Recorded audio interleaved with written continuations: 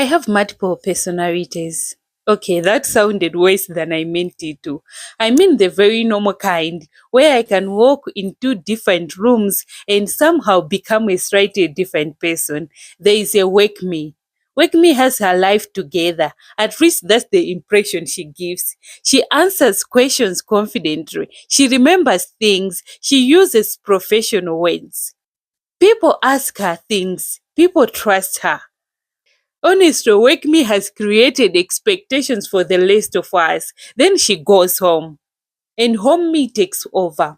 Home Me and Wake Me seem to have signed different contracts. Home Me can spend 10 minutes looking for her phone while holding her phone.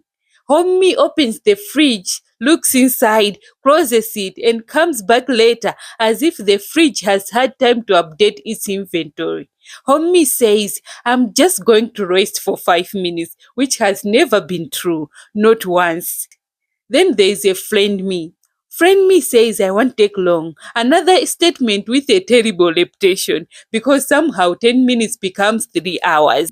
One conversations becomes childhood memories, life updates, future plans, and a few investigation into something that happened during COVID. Suddenly, we are discussing evidence. We are cross-referencing stories. People are being called as witnesses. By the end of it, we are all acting like detectives. Then there is another version of me. The one that shows up around people I feel completely comfortable with. She laughs before checking whether the laugh was too loud. She tells stories without editing them halfway through. She doesn't spend the whole conversation trying to sound intelligent. She forgets to be impressive. None of them feel fake. They all feel like me. If I'm being honest, I had a favorite, and it was always Wake Me. Wake Me was organized. Wake Me looked like she knew what she was doing. Wake Me seemed far more qualified to be a person than the rest of us. That was the version I respected most, the version I wanted to be all the time. Recently, I was at Sister's Heart to Heart prayer date, and something kept catching my attention. Women were showing up as more than one thing.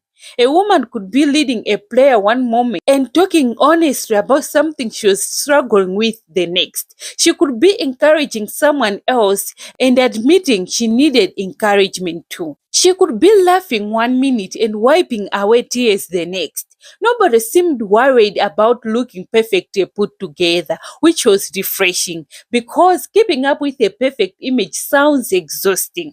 I can barely keep up with my laundry. People were just being people, and nobody seemed confused by that. Nobody stopped and said, wait, if I'm strong, I can't admit this is difficult. Or if I have faith, I can't say I'm struggling. They were just showing up honestly. And sitting there, I kept noticing the same thing.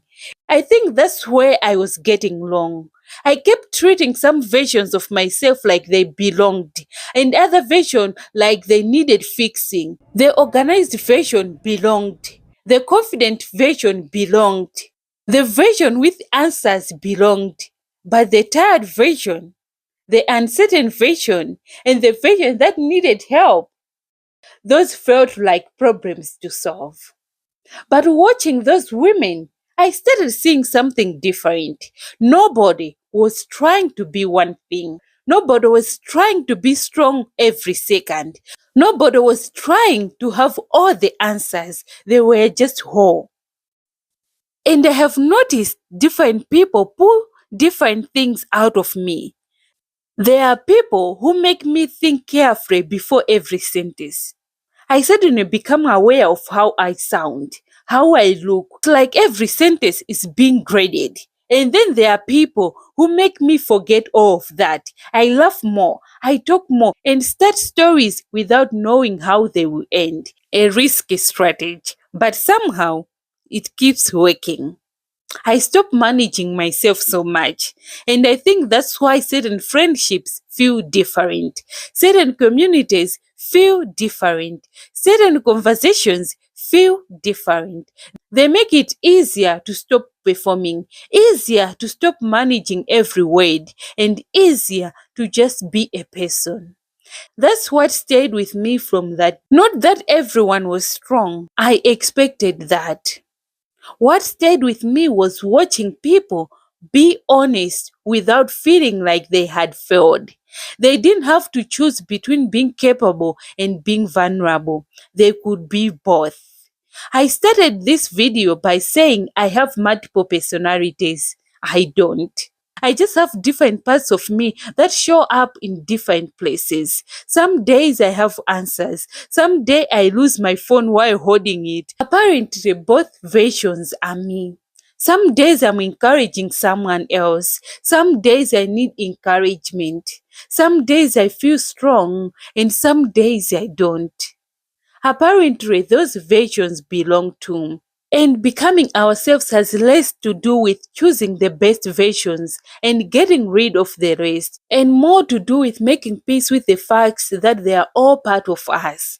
The goal was never to become one thing, the goal was to become whole.